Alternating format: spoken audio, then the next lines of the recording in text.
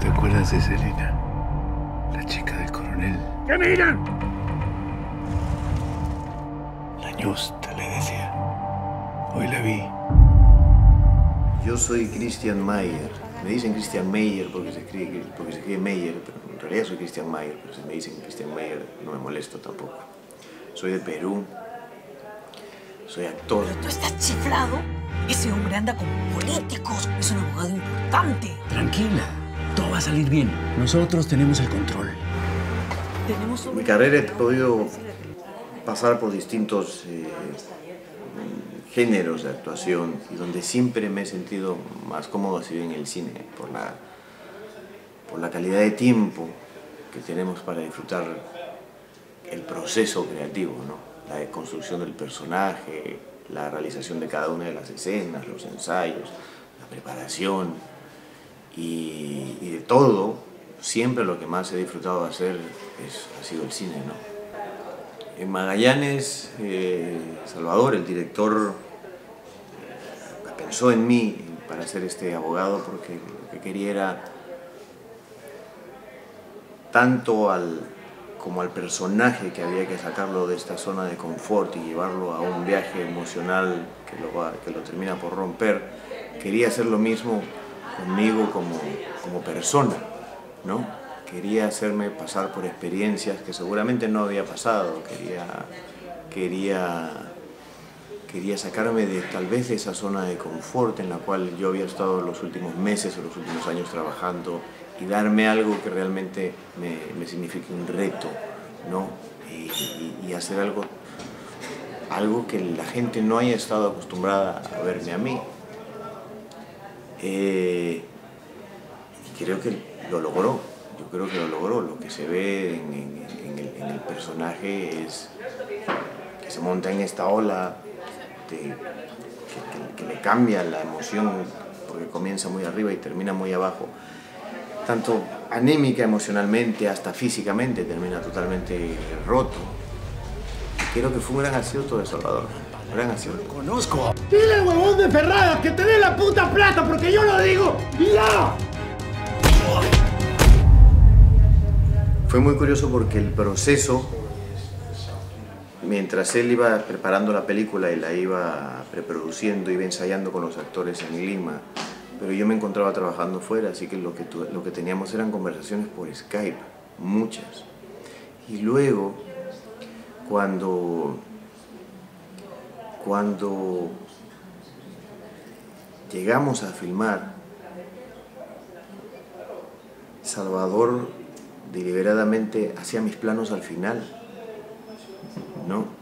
Y me dejaba literalmente como la última rueda del coche para hacer mis planos, mis reacciones, lo que sea. Así que yo llegaba muy temprano, pero era finalmente el último al cual la cámara le prestaba atención ya al finalizar la tarde, ¿no? Y creo que eso fue bastante bueno. Curiosamente hay una escena, creo que notable en la película, al final, que es el encuentro entre mi personaje y la protagonista, donde ella habla en quechua y donde él por primera vez la ve, ¿no? Después de haber pasado por todo esto. Y ese momento, teniendo yo 28 años trabajando y 20 años como actor y ella teniendo una carrera también bastante exitosa, fue la primera vez que nos vimos en la vida real. No nos conocíamos, sabíamos quiénes éramos, obviamente, por internet o por la televisión o el cine, pero físicamente nos hemos conocido tal como se conocieron los personajes, ¿no? Creo que se nota esa falta de confianza, se nota esa falta de por dónde le entro, qué es lo que ocurre con los personajes. Por un lado viene el hecho de que Salvador y yo somos amigos hace 30 años y era primera vez, si bien es cierto que uno trabaja y hace amistad con los directores, era primera vez que el proceso era al revés, que después de 30 años de tener una amistad muy cercana con alguien, muy entrañable, me ponga a disposición de esta persona, como básicamente como empleado y jefe, ¿no? y tratar de poner esta barrera que limite dónde termina la amistad y dónde termina el profesionalismo, dónde no hay que pasar. Y por otro lado, la doble responsabilidad de hacer bien un trabajo, no solamente para que la amistad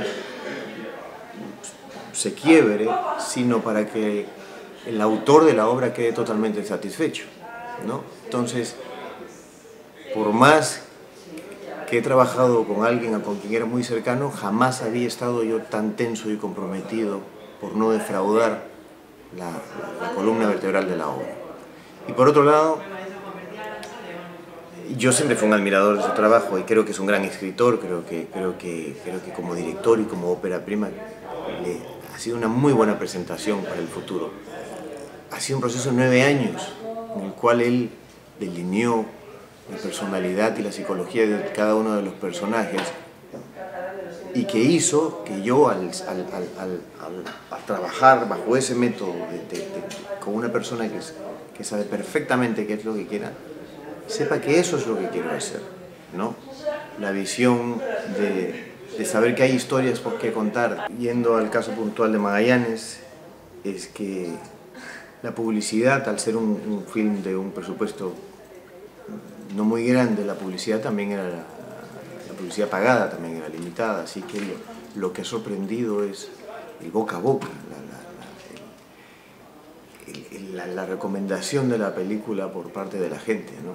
Y que ha convertido la película en un fenómeno de alguna manera cultural, en el cual el día de hoy en el Perú universidades, escuelas, colegios públicos y privados recomiendan a los alumnos ir a ver la película para conocer un poco del pasado, para que sepan un poco, para insertarlos en la historia y decirles, miren, esto pasaba hace 20 años, aunque ustedes no lo sepan, aunque ustedes tal vez nunca se lo contaron, pero esto ocurría.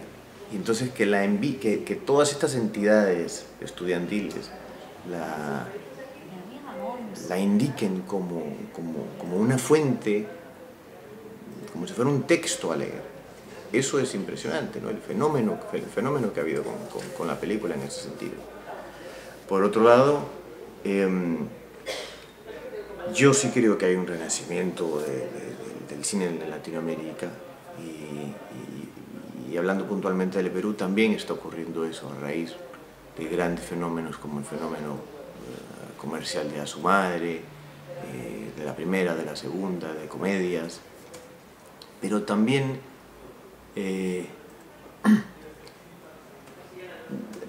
hay que ser también un poco objetivo y darle crédito al avance de la tecnología, que yo creo que eso ha hecho que la gente puede expresarse con más facilidad, y los que son buenos directores, o tal vez estos directores que cuentan historias que no son tradicionales, quisieron hacerlo hace 30 o 40 años y como se hacía en 35 milímetros y las cámaras eran muy caras, no todo el mundo llegaba a contar estas historias. Hoy, con esta facilidad de estas cámaras más pequeñas, de la era digital, todo el mundo tiene la opción de, por lo menos, exponer sus ideas. Y ahí el público es el que se encarga de filtrar cuáles son las buenas, cuáles son las malas y cuáles son las que van a perdurar en el tiempo. Pero creo que la tecnología también nos ha agarrado a nosotros en una buena época, ¿no? En la cual hoy es más fácil que podamos expresarnos.